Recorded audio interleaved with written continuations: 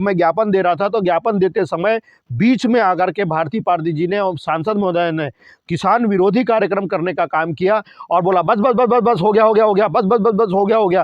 जय जवान जय किसान, इंकलाब जिंदाबाद, इंकलाब जिंदाबाद। प्रदेश के मुखिया मेरे को संवेदनशील नहीं लग रहे हैं। नैतिकता के आधार पे पार्टी से उठ करके अपनी जबान किसान शक्ति जागेगी, सारी समस्या भागेगी, किसान गर्जना जिंदाबाद जिंदाबाद। नमस्कार, इस वक्त हम मौजूद है एक गांव में और गांव के जो हालात है ये आक्रामक होते जा रहे हैं। आक्रामक होने का मुख्य कारण ये है कि भारतीय जनता पार्टी ने बीते विधानसभा चुनाव और लोकसभा चुनाव के दौरान जो वादे किए थे कि किसानों की जो धान है, उपज है, उसका 3100 रुपये समर्थन मूल्य पर खरीदी की जाएगी और गेहूं जो है वो 2700 रुपये के समर्थन मूल्य पर खरीदी की जाएगी।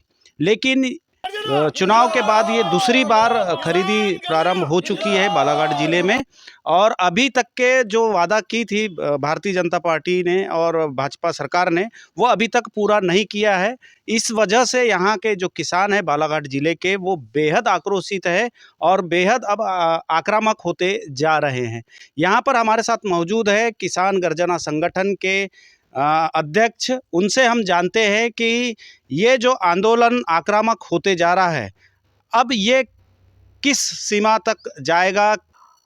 बालाघाट जिले में सहकारी समितियों में अव्यवस्था थी, उसकी भी लड़ाई 2011 और 12 में लड़ करके जिले के कृषि मंत्री हुआ करते थे हमारे यहाँ के, मध्य प्रदेश के कृषि मंत्री गौरीशंकर बिसेन जी, और सहकारिता मंत्री भी थे। इतना चरम सीमा पे भ्रष्टाचार था और धान का मूल्य बहुत ही कम था। तब से किसान गर्जना संगठन इस लड़ाई को लड़ रहा है।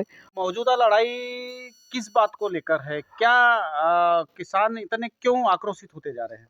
3100 रुपये की चुनाव के पहले भारतीय जनता पार्टी ने अपने संकल्प पत्र में 3100 रुपये धान की बात कही थी और किसानों से वादा किया था।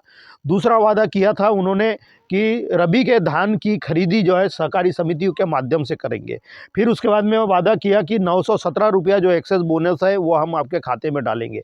तो 2 चुनाव हुए विधानसभा का, तो पहला 3100 का वादा किए और 2700 गेहूं का।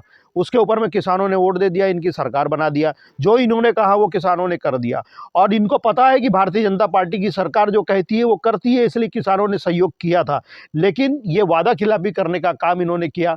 फिर लोकसभा चुनाव आया तो इन्होंने कहा कि आपको 917 रुपया आपके खाते में जून माह के बाद में डाल देंगे, ये मोदी की गारंटी है।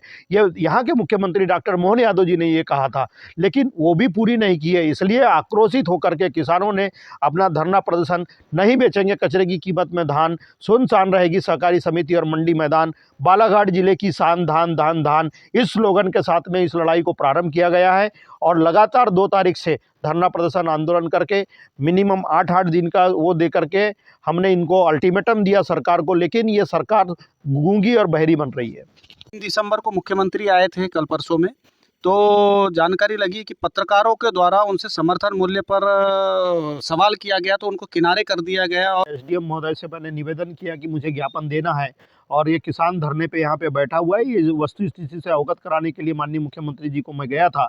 तो ज्ञापन के माध्यम से और अपनी बात जब मैं रख रहा था तो इस संसदीय क्षेत्र की जो सांसद थी हमारी भारती पारदी जी, जब मैं बात रख रहा था तब तो ये सपोर्ट करना चाहिए था, क्योंकि किसानों के मुद्दे के ऊपर ये जीत करके आए हैं।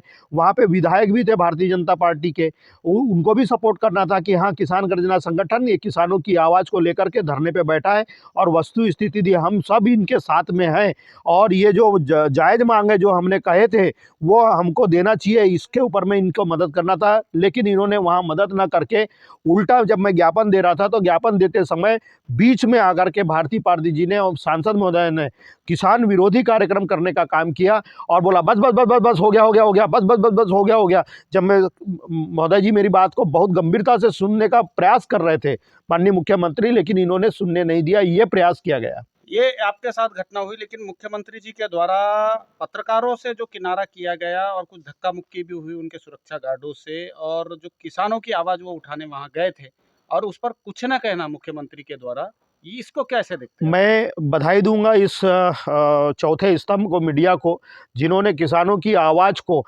लगातार बुलंद करने का काम किया और पेपर के माध्यम से उसके माध्यम से जो है ये आवाज़ पूरे मुख्यमंत्री तक पहुंचाने का काम किया। लेकिन जो मुख्यमंत्री जी वो कर रहे थे और उसके पास में मीडिया गया था कि 3100 रुपया धान का क्या हुआ, इतने संवेदनशील देश की रीढ़ की हड्डी वो किसान कहता है, उसकी आवाज़ को बुलंद करने के लिए उनने अपना आवाज़ पूछा कि भाई आपने 3100 रुपये का बोला था, क्या हुआ। और इस प्रकार से मुख्यमंत्री महोदय का रवैया कहीं ना कहीं यहाँ के स्थानीय जो नेता हैं, विधायक हैं और सांसद हैं और पूर्व मंत्री रहे माननीय गौरीशंकर बिसेन जी, इनको नैतिकता के आधार पे पार्टी से ऊपर उठ करके ये बात को किसानों की वहाँ पहुँचाना था, लेकिन इन्होंने पहुँचने नहीं दिया। और इन किसानों के मुद्दे पे ये गंभीर नहीं है। माननीय मुख्यमंत्री जी ने जो किया है वो बहुत गलत है। मैं उन पत्रकार साथियों के साथ में हूँ जिनके साथ में ऐसी अभद्रता की, ये बहुत ही गलत हुआ है।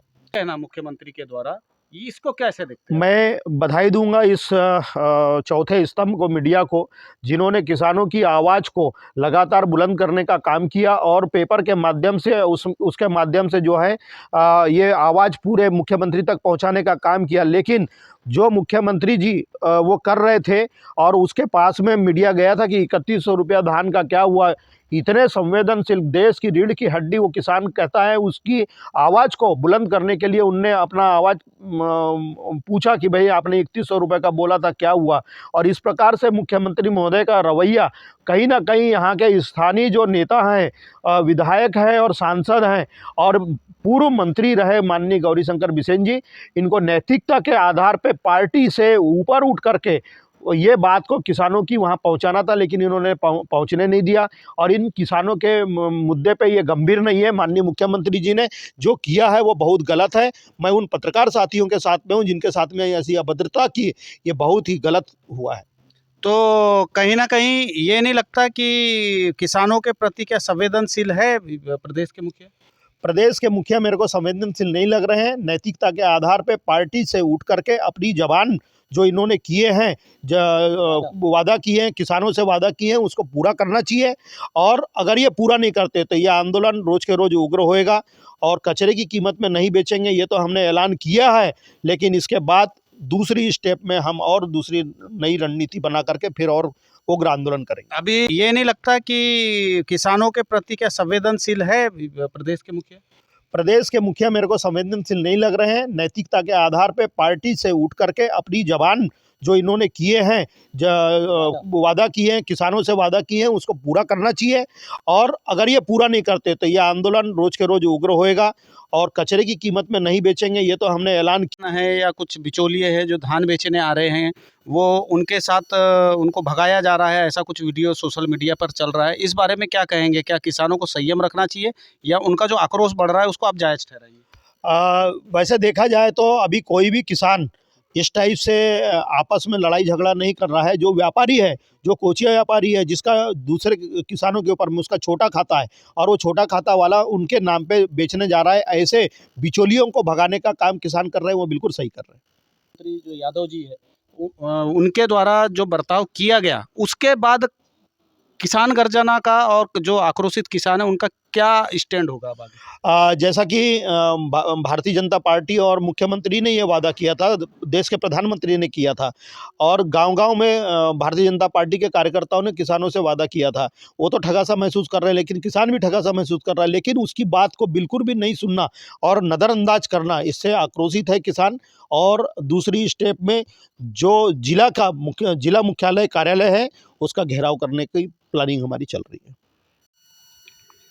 तो ये थे किसान गर्जना संगठन के अध्यक्ष और कर्ता-धर्ता, जो पिछले कई वर्षों से किसानों के मुद्दों को लेकर सड़क से लेकर घेराव से लेकर ऐसे हर स्तर की लड़ाई को इन्होंने लड़ा है। और एक बार फिर यहाँ पर 3100 रुपये प्रति क्विंटल धान खरीदी और 2700 रुपये प्रति क्विंटल गेहूं की खरीदी की मांग को लेकर यहाँ पर शासन पर दबाव बनाया जा रहा है। अब धीरे धीरे जो है किसानों का आंदोलन आक्रामक होते जा रहा है और जिस तरह से मुख्यमंत्री का रवैया रहा किसानों के मुद्दे को लेकर, उसके बाद किसानों का आक्रोश, किसानों के आक्रोश का जो पारा है वो और भी चढ़ता हुआ दिखाई दे रहा है।